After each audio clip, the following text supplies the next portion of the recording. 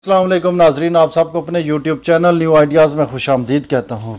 नाजरीन, पाकिस्तान का हर इदारा अपनी तबाही के आखिरी कोने पर पहुँच चुका है। ख़ास तौर पर इंसाफ फराहम करने वाले इदारों की बात की जाए, जिसमें पुलिस और अदालत सबसे बुनियादी हैं। पुलिस को देख लें और अदालतों को देख लें, बड़े बड़े मुजरम पकड़े जाते हैं, अव्वल तो उनको पुलिस ही बरी कर देती है। अगर वो पुलिस से बच के अगले मरले अदालत तक पहुँच जाएँ तो हमारी अदालतें उनको बरी कर देती हैं। इन मुजरमों दरिंदों को इसलिए बरी किया जाता है कि आप माशरे में जाके इससे बड़ा कोई कारनामा करके आएँ, किसी और मजलूम को अपनी दरिंदगी का निशाना बना कर आएँ, फिर हम आपके लिए सोचेंगे। अगर आपने बड़ी दरिंदगी की है तो ठीक है, कुछ दिन आपको मेहमान बनाएंगे, अगर नहीं तो फिर छोड़ेंगे। इसकी सबसे बड़ी मिसाल हाल ही में होने वाला मोटरवे पे वाक़या है। अभी अभी खबर आई है कि ये जो दोनों मुल्ज़िमान हैं, अभी कुछ टाइम पहले ही इनको रिहा किया गया था और इन्होंने ये कारनामा कर दिया है। अभी मैं उसकी तफसीलात आपके साथ शेयर करता हूँ। उससे पहले आप लोग चैनल को लाजमी सब्सक्राइब करें और उसके साथ बेल को लाजमी ऑन करें ताकि मज़ीद वीडियोस भी आप लोगों तक पहुँचती रहें। आप ये वाक़या सुनें और उसके बाद आप लोग खुद सोचें कि हमारे पुलिस और अदालती निज़ाम का क्या हाल है।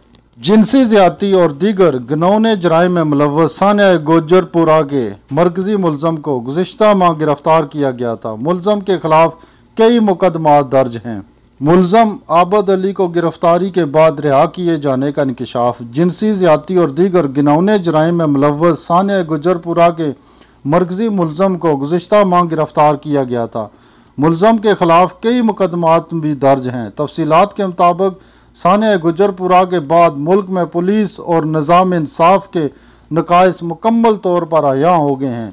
इंकशाफ हुआ है कि सानिया गुजरपुरा के दोनों मरकज़ी मुल्ज़मान गुज़िश्ता माह गिरफ़्तारी के बाद रिहा कर दिए गए थे। मीडिया रिपोर्ट्स के मुताबिक सानिया गुजरपुरा का मरकज़ी मुल्ज़म आबद अली गुज़िश्ता माह अगस्त में गिरफ़्तार किया गया था, ताहम बाद अज़ां उसे रिहा कर दिया गया, जबकि इसके साथी सानिया गुजरपुरा के दूसरे मुल्ज़म वक़ारुल हसन को भी 14 रोज़ कबल ही रिहा किया गया था। वक़ारुल हसन पर भी डकैती और जिनसी ज़्यादती के मुकदमात दर्ज हैं, फिर भी उसे ज़मानत पर रिहा कर दिया गया। मरकज़ी मुल्ज़म आबद अली से मुतल्लक़ खौफनाक तफसीलात भी सामने आई हैं। मीडिया रिपोर्ट्स के मुताबिक मुल्ज़म कई घिनौने जराइम में मुलव्वस है। मुल्ज़म आबद अली अपने भयानक जराइम की वजह से पहली मरतबा 2013 में पुलिस की नज़र में आया। 2013 में आबद अली ने अपने साथियों के साथ मिलकर एक मजदूर शख्स के घर पर दावा बोला और उसके सामने उसकी अहलिया और 15 साला बेटी को घंटों तक इज्तिमाई ज़्यादती का निशाना बनाते रहे। बाद अज़ां मुतासरा मजदूर ने जब पुलिस से रब्ता किया तो पुलिस ने मुल्ज़म के ख़िलाफ़ कोई कार्रवाई न की। मजदूर की अहलिया और बेटी को ज़्यादती का निशाना बनाने के केस के हवाले से लाहौर हाई कोर्ट के जज ने नोटिस लिया था, जिसके बाद पुलिस कुछ एक्शन में नज़र आई। ताहम तब तक मुल्ज़म आबद अली साथियों के साथ रूपोश हो चुका था। इसके बाद इस मामले पर मज़ीद कोई कार्रवाई न हुई और आबद अली साथियों के साथ मिलकर घिनौने जराइम करता रहा। इसी दौरान पुलिस ने इस दरिंदा सिफ्त शख्स के ख़िलाफ़ कोई खातिर खा कार्रवाई अमल में नहीं लाई। तो नाजरीन, ये थी एक छोटी सी वीडियो। इस वीडियो का सिर्फ़ एक मकसद था कि क्या सिर्फ ये दो दरिंदे मुजरम हैं या वो लोग भी इसमें शामिल हैं जिन्होंने 2013 से लेकर अब तक जो इन्होंने केस किए हैं उसके बावजूद इनको सज़ा नहीं दी गई। वो भी दरिंदे हैं इनके साथ बराबर के। अगर उस टाइम इनको सज़ाएं मिल जाती तो जो उसके बाद वाक़यात हुए हैं, कितने लोग बच जाते।